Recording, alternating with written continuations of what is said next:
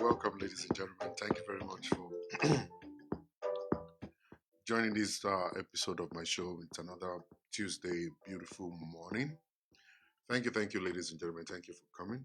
Um, I can spot a lot of my people out there. Flo, Tarobo, God bless you. Favor, Weibo, God bless you. Thank you very much. JMC, Akinteju, God bless you. Favor again, please go ahead and share the video on your page. Thank you very much, Favor, for sharing. Kemi Kush. Um, Come on, ladies and gentlemen, as you're coming in, I want us to go ahead and just share the video right on our pages.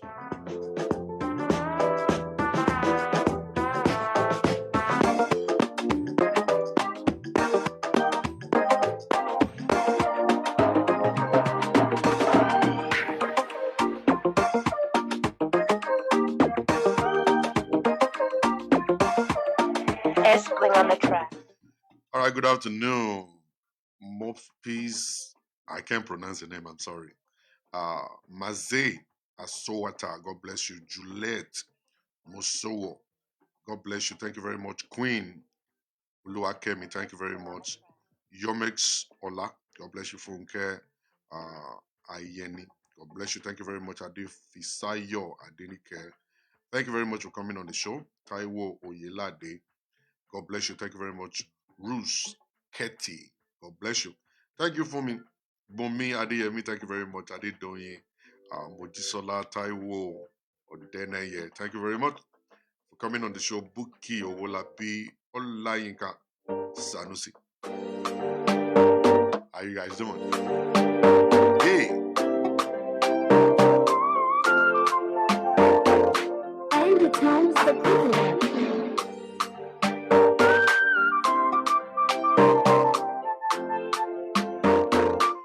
Yabo Akinola, how you doing? Oluwa Kevmi, Oluyinka. Yay. Bola Adewale. Funke Adeni. Again.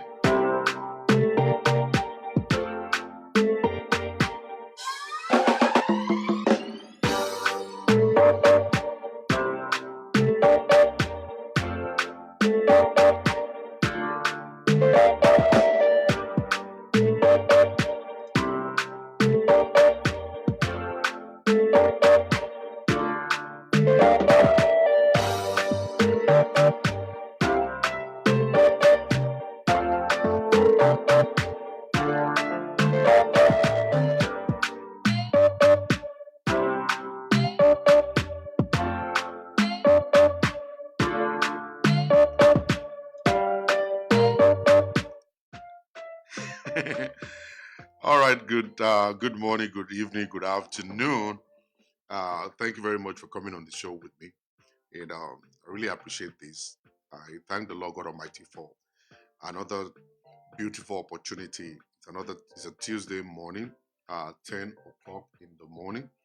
And we thank God for what God is doing and how God is helping us. Let me quickly just give you guys this update. Prince Adesoye Michael, how you doing? Omolara Osho, thank you very much. Adebisi Adam.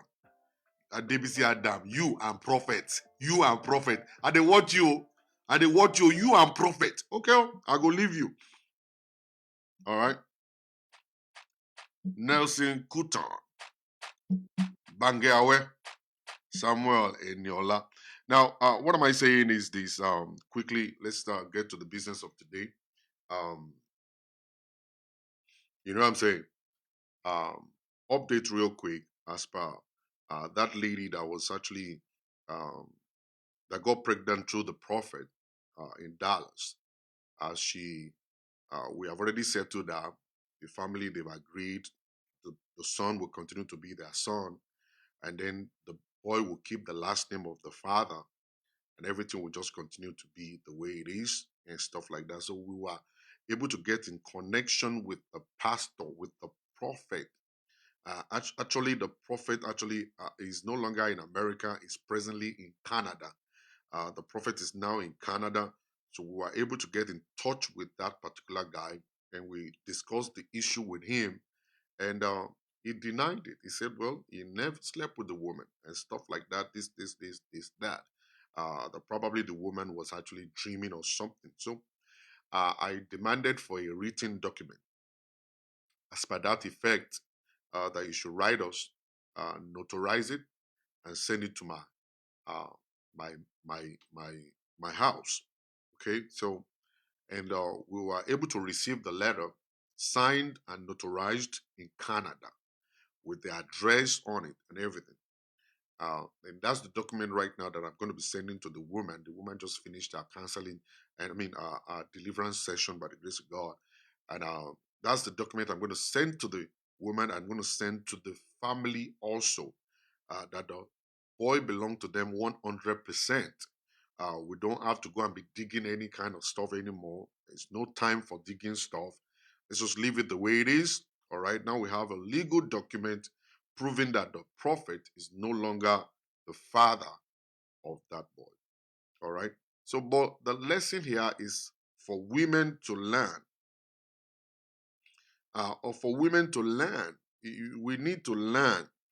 We need to learn. We have to be very conscious how we are dealing with issues. You don't just be going and be jumping all around for no reason at all. Many of you guys are trying to look for God. You are trying to pray. You have problems. You have whatever. And you're looking for solution to your problems and stuff like that. Somebody called me yesterday. One particular brother called me yesterday. He said, Pastor Shola, money problem gone, sir. But I went to one particular prophetess, and the prophetess saw the revelation that these people are fighting me. I said, so where is the solution? He said, well, she couldn't share the solution with me, sir. I said, oh, all right. So the only thing she said was go and be fasting and be praying, and I've been fasting and praying for over 4 years now, and we are not seeing any difference. I said, that's the point. All right. What is the essence of you going to know what is wrong with you, and then they could not give you solution to what is wrong with you? All right. So I was able to explain to the brother. I said, you see, as Pastor Shola is standing here, as I'm sitting here, as I'm talking to you here, I have problems myself. I got problem myself. All right. It's not only you. It's not just only you with problems. I got problems, big time problems. All right. And God is actually helping me to manage them, and I'm conquering daily. I'm an overcomer. So I don't have to worry. I don't have to run from one pillar to pole trying to find solution. Jesus Christ is the solution. He's the one that will actually look for solution for my life. If he has allowed the problem to come to me, he said, I will not allow any kind of problem that is above your ability and capacity to come on you. So anything that is throwing at me, automatically he believed that it's possible for me to handle them. That's why he's throwing them at me. So I'm going to continue to ask him for strength as I go through life. So I'm not going to go to somebody that will actually tell me something and actually destroy my day, and they don't even have solution for me. So I would rather just stay with Jesus. I don't even want to know who is affecting me, who is firing arrows at me. I don't want nobody to be my enemy. I really don't want to know. I don't want anybody to actually make me to become the enemy of another person. I don't want anybody. I don't want anybody to actually tell me whatever. Okay, so the issue here is that I'm going to just continue to live my life as it has been written of me.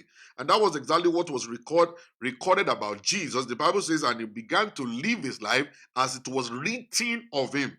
So there's a record. There's a record. There's a record for our lives. There is a written document concerning everybody's life. All right. So we're going to continue to live our life daily as it has been written of us. All right. You don't have to run from one place to another. We all have problems, man. All right. We have problems. I was asking one sister one day, I said, why is it that all the time you're always dancing on social media? You'll be posting your picture of yourself dancing all the time. He said, Pastor Shola, it's a therapy. I'm trying to keep myself up. I'm trying to be happy. I don't have anybody to support me. Husband is no longer there. My children are grown, they're gone. And the only thing I have right now is for me to be seeing that like, and comment. That's what is doing it for me. I can't blame that woman. All right? She's actually waiting for solution, waiting for God to bless her life. So she's dancing. Why not dance? Why will anybody stop you from dancing?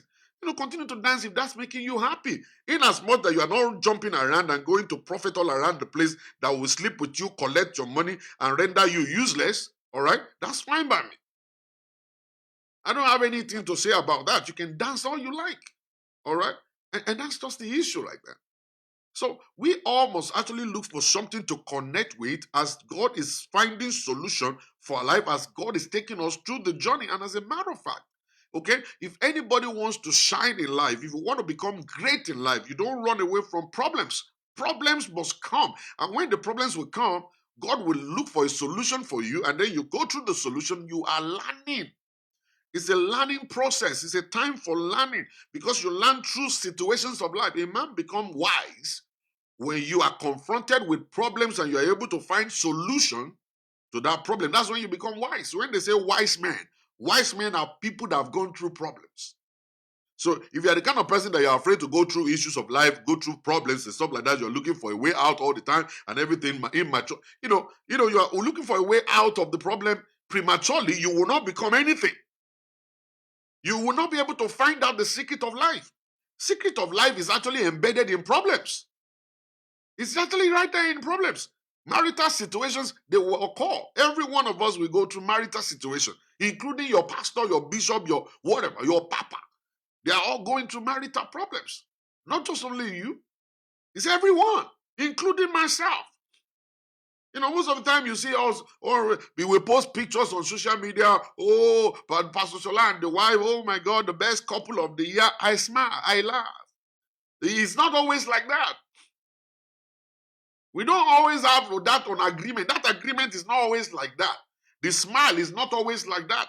Sometimes he comes and then he will go. And then we mend it again and we keep on doing it again and we mend it again and then there will be misunderstanding again. Then we keep on walking and we keep on standing. It's all about effort. It's about not giving up. It's about having a vision. It's about having a purpose in life. You understand the purpose of life. Why am I in this relationship?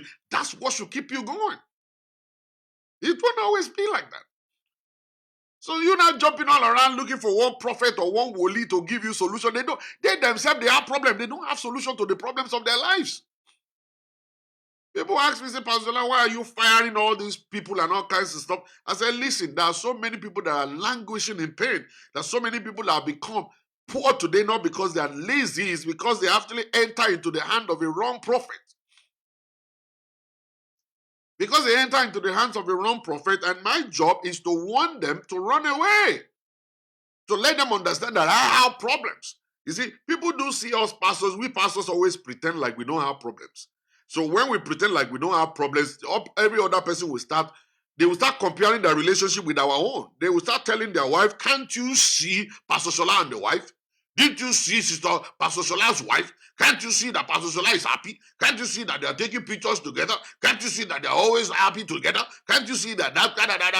And then you now ruin your own relationship because you are looking at what we are posting on social media. We are looking at the way we handle ourselves when we come to church. That mommy pastor is sitting next to daddy pastor and I'm kissing her on the cheek and everything like that. And all manners of, and you believe it's that way all the time. You're fooling yourself.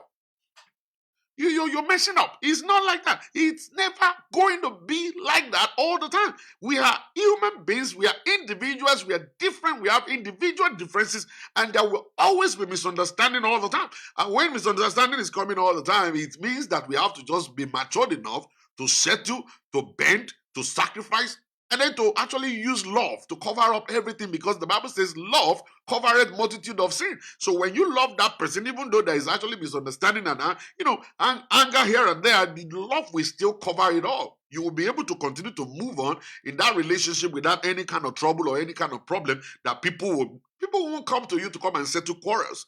Because you understand why you are in the relationship, you know your wife, you know your husband, you understand them, you believe in them, even though the process of growth will bring misunderstanding. So when you are the one jumping all around, hey, my husband, I prefer you go to a counselor, go to a professional counselor who is actually getting paid to do what he's doing and is going to counsel you professionally without any kind of anything that will mess up your life. I'm telling you. All right. And then those ones, they just want to do the job. They are professionals. They sign up, they enter into a kind of an oath for that. All right. They have a license. They can lose their license if they do yama yama. They have a license. All right.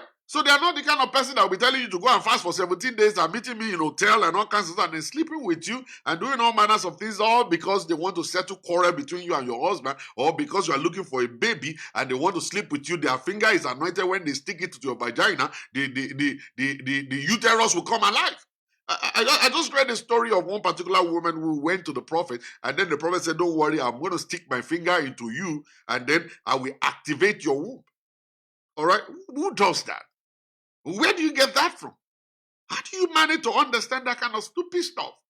That you actually start sticking your finger into somebody else's vagina? That's not your wife. That's a client, for God's sake. Even doctors that does that, sometimes they sue them, for doing that stuff if they're doing it the wrong way. All right? If they're doing it the wrong way, they're gonna sue you. They're gonna sue you, man. You know what I'm saying? And then pastors will just go through this stuff and then they get away with it.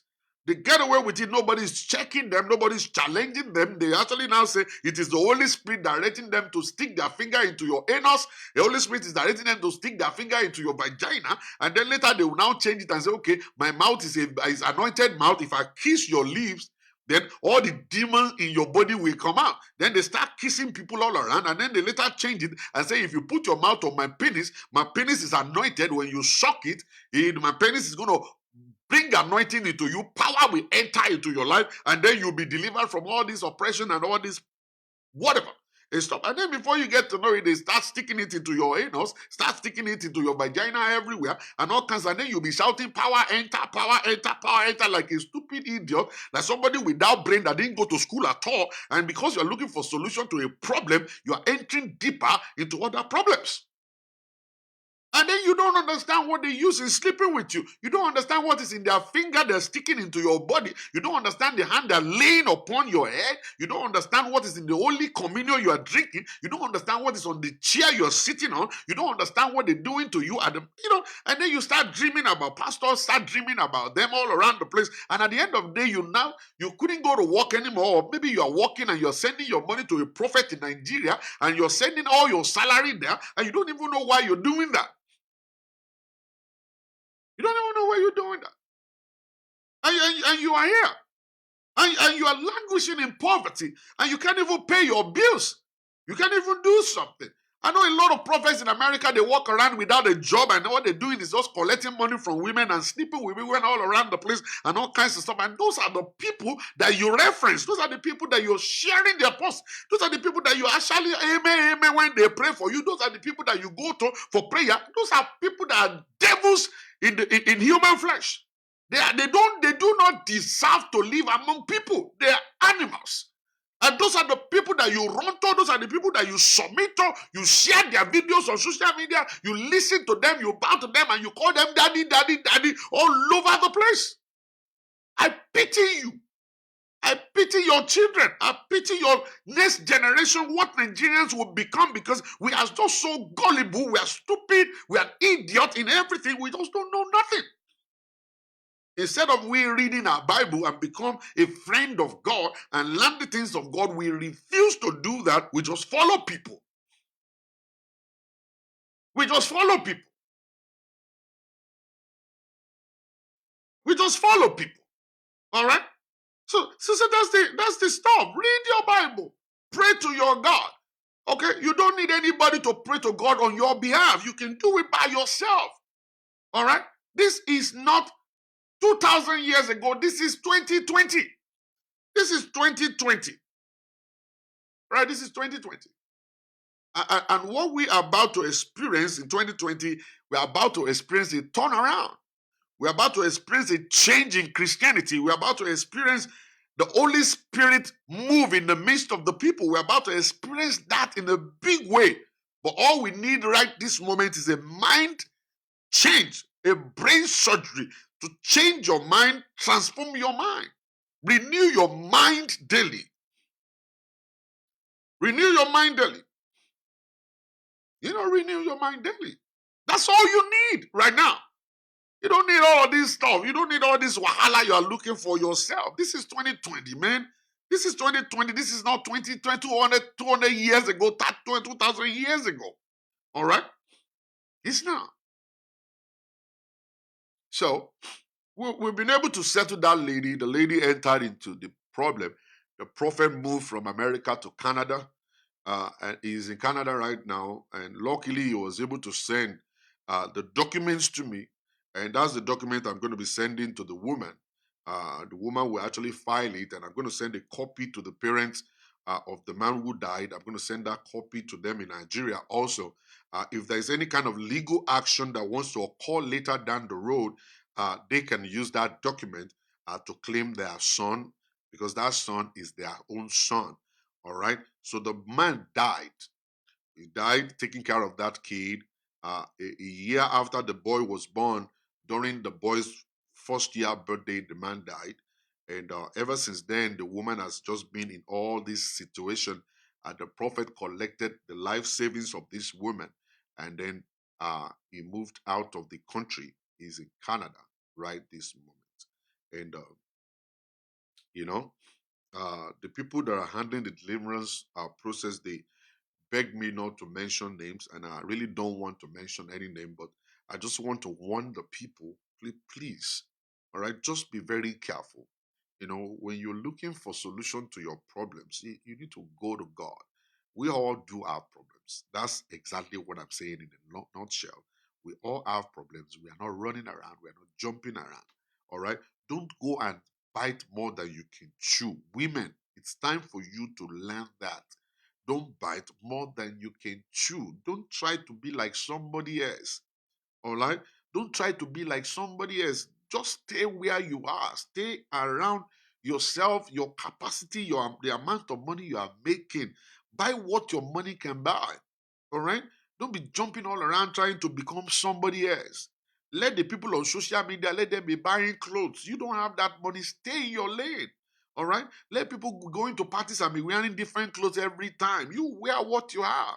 When they're talking about coming to buy a Ashwebi, tell them what's the color. You have the color at home already. Wear the color and go. Let them make fun of you today. But let me tell you something. The people that are laughing at you today will laugh with you tomorrow. All right. Your children will graduate college. They will go and celebrate their weddings and all kinds of stuff. And that's when they will know exactly where you're pumping your own money to. All right. They are not pumping their money over their children. They are not doing anything. But you are pumping your money on your kid. And then people will begin to see, because you are investing, you are sowing on the good ground. And then a time will come, you will begin to bring forth fruit in 60s, in 30s, in 100 folds. And that's when they will know that you have been investing your money on a good ground. They will start regretting because they had no time to take care of their children. They are busy just gallivanting all around the place, jumping from one party to another party and all kinds of stuff, and chewing gum everywhere, putting all these necklaces on and looking like as if to say they are rich, and they're spending money just to keep up that kind of a lifestyle. But you don't have that kind of a money to waste. Even if you have it, you don't want to waste it. So you are investing it on your children. And then the children will now do you proud on the day of their graduation. People will now see it on social media and say, so this is what this particular woman has been investing the money on. This is where you're investing your money. You just have to be wise. Have to be wise. All right. When you're looking for something fun, I I I counseled a woman recently. She said, "Oh, life is so boring, sir. I have to go and look for something fun to do." I said, "Listen." I said, "Do you know one thing I want to tell you? When you walk in purpose, it's gonna be like fun. You see, when you do a job, when you do something that is productive and bringing money, and it's your calling, it's gonna still feel like you're playing, and that's actually going to feel like you're having fun. So you catch fun to make money. When you walk in purpose, when you function in your purpose, it's gonna feel like you're playing. I always tell people, whatever job you're doing that is actually very stressful, that you don't even want to wake up in the morning to go, it's not your job. That's not what God wants you to do. But any kind of job you're doing or business you're doing that you are always very glad to wake up early in the morning, you jump in the shower singing, you come out of the shower singing, you jump in your car singing, and you're always anxious to go there. That is what God wants you to do. It's gonna be like fun. You're catching fun at the same time making money. You're catching fun at the same time making money. All right? So you don't need to just go and be wasting your time going to party. You think party alone will be where you can catch fun? Oh, it is party, I can catch fun. I have to go and hang out with people. I have to gain the acceptance of people. They must like my outfit. They must like my haircut. They must like my jewelry. They might like all this. So I have to invest in, doing all of this stuff, buying more clothes, buying more shoes, buying more necklaces and all that because I need acceptance. I'm telling you, let me tell you something. You will do all that stuff and then you find out it's vanity upon vanity. You will still not have fulfillment. Fulfillment will still not come because every day new things will occur, and this girl will buy a new shoe, red bottom shoe will come out, and this one will come out, that one will come out. All other people will be buying it, and you will be struggling to buy those things because you have to work double shift to be able to cope with those things. So, for you to actually be connecting your happiness to parties, it means that you're going to squander your money because you have to be on top all the time because other people are actually going to be on top because it's all about competition, all about competition, and then you may not be able to cope with it. And at the end of it, you're going to lose out. Then you look back after 20 years, you find that you've wasted 20 years of your life. Instead of you investing in your life, you're actually going to be investing in clothes and shoes and all kinds of things. And by that time, other people's children are graduating from college, they're getting married. You are actually being invited to come to their graduation ceremony. You are being invited to come to their wedding ceremony. And then that's the time that you now realize that you wasted your whole life away. You wasted your whole life away trying to be rich. All right. Now, that's not where I'm going this morning. That's just a kind of introduction. This morning that I just want to do that, just kind of update for women to understand that woman now, God will help her. She'll be able to get back on her feet and start going towards the direction she should go by the grace of God. But I promise that I'm not going to leave her alone. We're going to continue to talk. I'm going to continue to ask for updates. What's she doing? How is her life going? And all that kind of stuff. And I pray to God for God to give her grace and mercy for her to be able to gain supernatural speed, to be able to catch up with everything that she has lost in her life. All right? That's it. All right, that's just it. But that's supposed to teach some people a lesson. But instead of teaching people lesson, they laugh when I tell these stories. Then they say all manners of things when I tell this story, like as if to say those women, the woman is not smart. But let me tell you something, she's smart. Ọlọ́run ní jẹ́ kó ẹni tó máa rìn life well. Ẹni tó ń ṣọ́ ẹ, ó gbọ́n jù ẹ lọ. So you don't want to risk it at all. Don't want to risk it in any way at all. Don't. Just don't. All right. Now, today's topic is about cooking for your wife can go wrong. Cooking for your wife can go wrong. All right. Praise the name of Jesus. Now, I believe in one thing, and that thing I believe is love, respect, understanding, togetherness, transparency. I believe in all that. I believe in all that. I believe in husband helping the wife. And I've been preaching this for a long time right now. I remember yesterday my wife got home. Um, I wasn't feeling that great. I wasn't feeling that well. I must have talked too much yesterday. The phone calls that were coming, they're just too much. And I must have talked to people. Don't know. People don't know what I pass through every day. Counseling people telling me their issues and stuff. It will rub on you as a counselor. It's gonna rub on you. All those things will rub on you. And mentally, I wasn't. I wasn't really myself. I was drained, and I was like, I really just want to keep quiet. I really don't want to do anything. So I managed to boil the chicken. I managed to fry the chicken, and then it got to a point. I looked at the freezer, and there's nothing like pepper or tomatoes or whatever inside. So I can't just go and shop at this point in time. I'm just myself. So I was like, man, I'm just going to drink gari like with the chicken. So I did, thinking, all right, my wife will come, and then she will actually think the way I'm thinking right now, and then she'll drink it because I work from home, uh, so I'm always home, so I can do anything. And normally I will just come out from the basement when I'm done working. I'll go upstairs and put the whole fire on. I'll cook. I'll do whatever, and she will come by. By the time she come back from work, all she normally do is she go take a shower, and then straight she's gonna go to the kitchen and go and look at the soup I cooked. Have you made the eba? Have you made the amala? Have you cooked the rice? And then she'll just pick it up, and then she'll serve herself and start eating. and stuff like that. It's actually a very beautiful thing to do. You guys are partners, and she's outside working, you are inside working, you have a little break here and there. So why not? Sometimes I'll just clean the whole house before they get back, wash the toilet, and do whatever, wash the plates in the zinc and all kinds of stuff. I do all that. But yesterday I wasn't that feeling great. So I decided, I said, let's just show Gary with the chicken and that's fine. And then she just walked in. Instead of she going to the bathroom, she walked straight to the kitchen. I almost, she must be hungry. And then she said, "Oh, you didn't cook anything today." I said, "No, I've been very, very tired. Uh, the time is not there, the chance is not there for me to cook, but there is fried chicken over there, you can eat it." So she took one, and that was it, and she went straight to bed. And that was it. And she went straight to bed. All right. So we all have to understand, we have to understand that, okay, sometimes it's going to be possible, sometimes it might not be possible. It's not just because I'm wicked, it's not because I didn't want to do it, it's just because I just couldn't. And my body just got weak, and I mentally am weak. I just feel like I just don't want to talk to nobody and stuff like that. So, cooking for your wife is actually no big deal. It's a very beautiful thing. It's very romantic when you do it. You don't have to carry your car key and run away from home just because you don't want to cook and all kinds of stuff. But, when you're doing this, it's actually very good. And I don't think we should hide it. We should be able to share with our family members, we share with our friends that I cook for my wife. I cook for my wife. I wash for my wife. I do whatever. I clean for my wife. Okay, you need to do all that. You should be proud of that. Nobody should see you as if to say you are eating vegetable or whatsoever. I've been preaching about this for a long time.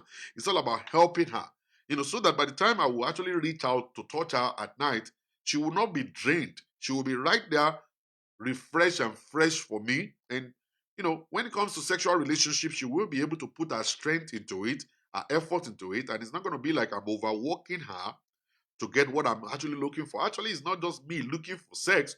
She too will enjoy it because it's a kind of a partnership thing that we both enjoy it together. So, but when she is drained, she might want to please you, but you will see it like, this woman is tired. All right, this woman is tired. She's just very tired. So if you have that at the back of your mind, okay, I need to help my wife. I just don't want her alone to just be running all around and be doing whatsoever and stuff like that. Let me help out, the little I can, so that at the end of the day she can be relieved, and then at the end of the whole stuff, we both can enjoy sex at night if we are about to have sex. If not, we can enjoy our sleep also. Sometimes when you are too tired, you don't enjoy your sleep too. All right, you'll be sleeping and waking up because you're just super tired. But when you are not tired that much and you have to get your rest, you'll be able to go to sleep and sleep off, and then you will be fine. All right. So now you should be proud about that, to let people know, let your church people know that you cook. You don't be dodging. When pastor come to visit your house, and then your wife will now start blocking, and she will be the one to go and be running around and be doing the cooking, and you will now pretend like you're the man in the house and flipping channel, and that's not start calling say, honey, no. That wasn't how, that's not how the house. That's not how you guys are running the home. The home is that you are always in the kitchen with your wife helping out. So do the same thing even when your friends are around, when your pastor is around, when your family members are around. Let them understand that you are civilized. Let them understand that you are educated. Let them understand that you have insight. Let them understand that you are a civilized human being, that you are no longer connected to the African mentality. You have been transformed, not because you have eaten vegetable, not because the woman is doing juju on you, not because of that, but because I love my wife and I'm willing to help her so that she can actually be strong enough for me to stay alive, number one, and then to be strong enough for me to satisfy me sexually, to stay alive and be strong to be able to satisfy our children also, and for her to fulfill her destiny. All right. Let them understand. Let them know that, you should be able to be proud of it. Flaunt it. Let them see it. When your wife needs to turn the amala, let her be able to call you and say, Brother Dimeji or Oni, come over here and help me stir this amala. And then you go there and you do it with the manpower. You got the strength. Come on, you just stir the amala. Let it just be light and be smooth. And then you say, Pandayam is ready to come and stir it for me. You go there and stir it. The two of you are going to eat it. You are not just cooking for your wife, you're cooking for your family, because when you cook, Then your children are going to be partaker of it. You're going to eat it. She's going to eat out of it. So why not? What is the big deal about it? You're supposed to prove yourself to be a civilized human being. A civilized human being. Don't push everything, responsibility on your wife alone, alone, alone. And that's why so many women are dying. That's why so many women are dying and dying in relationship because they have been overworked. They have been overworked. Men will just sit down just because their father told them, you are the man, you are the head of the home. So they have forgotten what the responsibility of the head, the responsibilities, there are so many. The responsibility of a man is so many, okay, that you have to be strong enough to be able to bear them and carry out those responsibilities. When the Bible is talking about husband, love your wife, you think love is just about having sex with her. No, love is not about just having sex with her. Inside of love, there is helping there. If you love your wife, you will help her. All right? There is helping your wife inside of loving your wife. When you break love down, love is willing to sacrifice. Love is willing to give. Love is willing to help. And at the same time, love is willing to die for somebody. All right, we talk about Juliet, man, Romeo and Juliet all the time. When we see people that are in love, they say, Romeo and Juliet. If you go and read the story of Romeo and Juliet very well, you will find out that we don't even have Romeos, we don't even have Juliets anymore. All right, we don't even have Romeos, we don't even have Juliets anymore. You see, when you're talking about somebody who is definitely in love with somebody, you will be willing to help the person. You'll be willing to support the person. You'll be willing to back the person up. You'll be willing to do whatever, sacrifice your food, and even give your life. That's what Jesus did. He said, for God so loved the world. He gave his only begotten son not to live for us, not to feed us, but to die for us. So it's part of it. It's part of it. There's no big deal about it. It's so simple. All you got to do is just to put your hand to it. Watch it when your mom is cooking. Watch it when your wife is cooking. And at the end of the whole stuff, you'll be able to know how to cook. It's so simple. Cooking is no big deal at all. It's all about you knowing the proportion of pepper to put to the tomato and then the onion to put into it. And then you blend it together.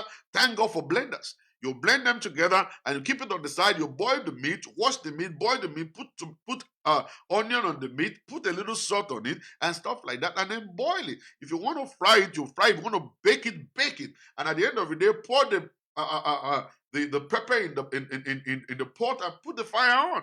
Let it dry up a little bit, put the oil into it, a little bit of oil into that stuff, and let it boil for a little while. It's going to be cooked. Put the Maggi into it, taste it. Do you have salt inside of it? If there's no salt, wait until you put the meat, because there's salt already in the meat. And then when you put the meat into it, the salt in the meat will come out, and then you taste it again and say, I need a little bit more of salt. So you put a little bit more of salt into it, cover it up, turn the whole fire down a little bit, and just go and sit down and watch TV. And at the end of the day, you'll find out that the whole stuff is nice and beautiful. Then you take it off and then put water in the pot and place it on the cooker, and then keep it there.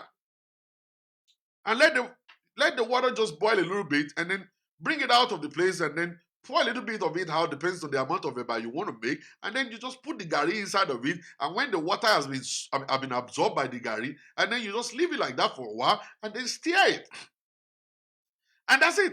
Your eba is ready.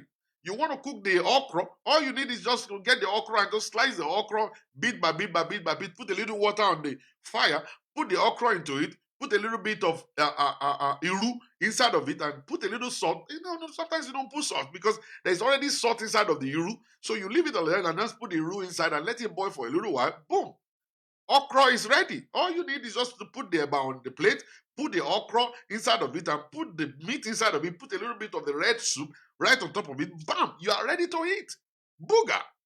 Then your wife will see it. Sometimes it might not be sweet, depends on whatever. But your wife will be so happy to eat it with you. It doesn't really matter. Gradually, as you continue to do it, you are going to become an expert. So you know how to wait for your wife to cook before you eat. You know how to wait for your wife to come before you cook for the children. So you'll be able to do it. How do you cook rice? Rice is so easy to cook. Wash the rice, put it inside the water, put it on top of the stove, let it boil a little bit, and then go back and wash it again, and then put it back there, put a little salt inside of it, and leave it like that until the water will dry up. Boom! That's your rice. Very simple. All right? There's no big deal in cooking. No big deal at all. I can cook anything. I cook begiri, I cook ewedu, I cook anything. There's nothing I cannot cook. All right? So it's no big deal at all. But let's look at it from another angle. Let's look at it from another angle. The other angle is this: that when can cooking for your wife go wrong? It will go wrong when you have a family who are not enlightened. You know, you have a family that are not enlightened, then cooking for your wife is going to go wrong. That's where you need wisdom. Now, there's something they call love, and there's something they call wisdom. There is love and there is wisdom. There is love and there is wisdom. And there's love and there's wisdom. Now, love is actually sweet. You can love your wife all you like. You can love your husband all you like. But without wisdom, you can sustain the love. All right? Because you are going to begin to invite enemies into your home. You're going to begin to create enemies outside of your love. And the enemy outside of love, they can begin to shoot arrow into that love, and then they're going to destroy it. And you will never know. And that's why you have to be very conscious. You have to be very conscious about what you tell people, not just your family, everybody. You have to be very conscious of what you tell people. When your family are not educated, when they are not enlightened, when their eyes have not been opened, for you to tell your mommy that I am cooking and my wife is sleeping, it's a big time red flag. Can I repeat that? Can I repeat that? If you should tell your mommy, I am cooking for my wife, and they ask you, where is your wife? My wife is sleeping, and I am cooking for my wife. That's a big time red flag. You don't want to do that. You don't want to paint that kind of a picture at all. You don't want to tell your mommy that is not educated, that is not enlightened, you don't want to tell her that kind of stuff, because in Africa, it's that the culture is the woman should be the one to serve the husband. The husband is not supposed to serve the wife. It is here in the Western world that we started learning all that stuff, and we're taking it back to Africa, and gradually the Nigerian people started copying it, and now we're doing it gradually, even though we're still doing it, and it's still a red flag. People still raise eyebrow whenever they see you do it. People still ask questions and say, are you okay? Are you all right? Is anything the matter? Is everything all right? Are you crazy? Do you need a psychiatric attention? Why are you cooking for your wife? Why are you washing for your wife? Why are you the one babysitting? Why are you doing this? They have forgotten one thing, that the Bible says the two of them will come together and they shall become one flesh. One flesh in what? Can somebody break it down to them? What flesh in what? Is there any slave among them? No. Is there anybody that is a second-class citizen among them? No. Is there anyone that is actually not good? No. No. He said the two of them will join together and they shall become one flesh in all things. It means that your responsibility is my responsibility. Your life is my life. I live for you, you live for me. I love you and I care about you. Then I have to do my duties to make sure that your life is relieved and you have the kind of life that you want to have in your life. That's exactly what it means. It means that two will become one. In all things, I have to help you. You have to help me. You cook, I cook. You wash, I wash. We sleep together. And that's why I told one particular woman that said, they said, me, I cannot be on top when I'm having sex with my wife. I said, who said that? I said, our pastor. I said, what does he mean? He said, because the husband is the head of the wife. So he must always be on top. I said, your pastor need brain surgery. I said, those are the kind of pastors I've been talking about, that they need to go and sit down in other churches to become church members there until they are fully trained to become a pastor, because they are not. You can't give what you don't have. You can't give what you don't have. You can't. You have to know it. If your pastor is telling you these jargons, it means your pastor don't understand. You understand nothing. That has nothing to do with being the head. The person that is actually on top doesn't have anything to do with who is the head and who is not the head. It's got nothing to do with it. It's just sexual pleasure. That's all that is. And that's supposed to be your business as a husband and wife. What concerns your husband? What concerns your pastor with it? Whatever you do inside of your bedroom has got nothing to do with angels. It's not a concern to angels. It's not a concern to your pastor. What exactly is his problem? He's supposed to take his time to go and be reading Bible and be praying for people and counseling people. What is he doing with actually checking out how you guys are sleeping together in your bedroom? What's his own problem there? Okay? What's his own problem there? So when the two together will join together and become one flesh, it's going to be an enjoyable marriage. It's going to be a stress-free marriage. The stress will not be one-sided. The other one is looking handsome and clean and looking younger by the day, but the other one is looking old and looking tattered and worn out. And that other one will now start looking at us, okay, this is not good for me anymore. Let me go out and look for another sister that is actually fresh and I can just connect to that one. And then you begin to compare your wife with your girlfriend and say, hey, look at my girlfriend. My girlfriend is always dressing fine. My girlfriend is always looking clean. Look at her. She's slimmed down. Look at her. Everything is on point. Her breast is standing. Her bum bum is standing. But you are not looking at the kind of job, the kind of job that the woman is doing. She will go to a full-time job. She'll come back from a full-time job by 7 at night. She will resume at the kitchen by 7 and she will finish by 9 or 10 o'clock at night. Your kids are running around. She's running around with the kid and jumping all around the place. The mother is calling from Nigeria. His brother is calling from somewhere. The pastor is calling from the church. Everybody's calling her and she's the one responding to call because you don't talk to the pastor. You don't talk to your brothers. You don't talk to your sister. You don't even pick your wife's call. Your mommy's call. She is the one doing it all. Why won't she go down? Why won't she become, hold on time? Why won't she look tattered and worn out? Because too much of the stuff is upon her neck. There is no way she can function like that. She's just a regular human being like yourself. She's not a superwoman. She's not a superstar. All right? A Superman. She's just exactly like you. The kind of strength you have is what she's got. She have only one brain too. So you as a man supposed to now assume and start doing your responsibility to relieve your wife, in some other ways. So you should be able to flaunt it. But if you are going to make it in love, in a marriage, you have to balance up between love and wisdom. You balance up between love and wisdom. There are certain things you don't want to tell your mother. Certain things you don't want to tell your mother about your wife. All right? There are certain things you don't want to. You don't want to. You don't want to. That was a time a brother called the mother and he said to the mother, it's January. And the mother said, yeah, it's January. He said, we are going to receive our tax refund. The woman said, that's good. Oh, what's his tax refund? He said, it's the kind of a money that we get at the end of every year of all the tax that we paid and all kinds of stuff. And then I'm going to be collecting 15,000. And the mother said, wow, that's good. So what are you going to do? He said, I'm going to buy my wife a new car. And then I'm going to change their wardrobe and the kids also and everything. And then mother said, what will you do for yourself? He said, I don't need anything. Yeah, I have enough clothes. I have enough shoes. My car is still good. I just want to make sure I surprise my wife and stuff like that. It's been probably like about 8 years now. I've not even changed her car. And she's actually still driving the old car. The old car is giving her a problem and stuff like that. So I want to actually do something for my wife. And at the end of the day, the mother said, oh, okay, that's fine. And that was the beginning of the problem in that family. The beginning of the problem in that house. The beginning of the problem in the house.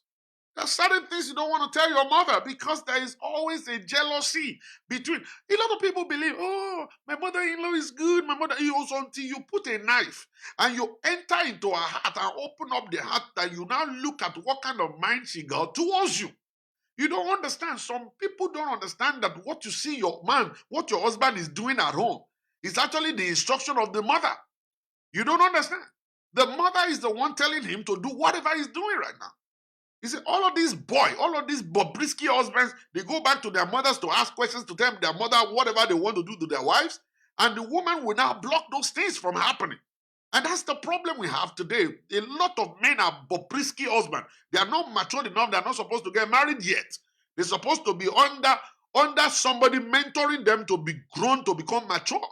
All right. So they still go to their mother and be sharing all of this stuff. And you know one funny thing that happened? The mother in Nigeria went to a juju man and then they did something to that woman and she couldn't walk again. And she couldn't walk again. How did they find out? So it was the little brother of the boy who now called the brother and said, brother, it is Soroju. It is Soroju. And then mommy tell it is Soroju. Mommy was asking you, mommy ní kẹ́ bá wọn kọ́ ilé. Bá mommy kọ́ ilé ọ̀rẹ́ wa ló sọ pé lọ ra mọ́tò fún ìyàwó yín. Mommy ló ṣe kí nìyẹn o. Mo wa bẹ́gbà tó ṣe o. Lóru ni wọ́n fẹ́ tẹ́gùn sí o. And stuff like that. And the president, I was only telling my mom this thing just because I feel like she should be happy for me. I'm doing well for my wife. No, they don't think like that. Some women don't think like that. Some mothers don't think like that. They don't want the progress of that girl. There is a rivalry in between. It's in between. They don't. They believe that this girl has come to take my position. They believe that this girl has come to enjoy the fruit of my labor. They believe this girl has come to take my son away from me. There is always that rivalry in between the mother and the wife. And at the end of the day, you as a man supposed to now have enough brain to actually now be able to balance love between your mother and your wife, and then you create. It is wisdom that can balance it. If only you have wisdom, then you balance it. If you don't have the wisdom, you may not be able to balance it, and you continue to make mistakes. You will hate your mother or you're going to hate your wife because of no reason at all, because you don't have the wisdom to balance up the equation. Now you're going to see your mother to be a witch because your mother is the one that is affecting, blocking your wife from enjoying stuff. Sometimes it's going to be your wife. You say, my wife is not allowing me to buy things for my mother. Oh, I want to do something for my mom, but my wife is not agreeing to it. All right. You don't even know what has gone down. You don't understand what has gone down between the two of them. When she came to visit, you didn't even know what she was doing. You didn't even know the reaction. Okay, she was actually putting up. You don't know. You don't have any understanding about what she did. It's just because every time the wife would tell you, you don't believe it. You don't believe mommy could do all those things. There's so many things that the women, mother-in-laws would do that when the wife would tell it to you, you won't believe it. All right? And then so many times, some of them will just be doing eye service. When you are home, they will be so nice to the children. They will carry the children in their hand. They will say, "Pẹ̀lẹ́, how are you? Ọmọ kò ṣe rí, kò ṣe fẹ́ kù. Ọmọ ṣe burúkú ṣe rere.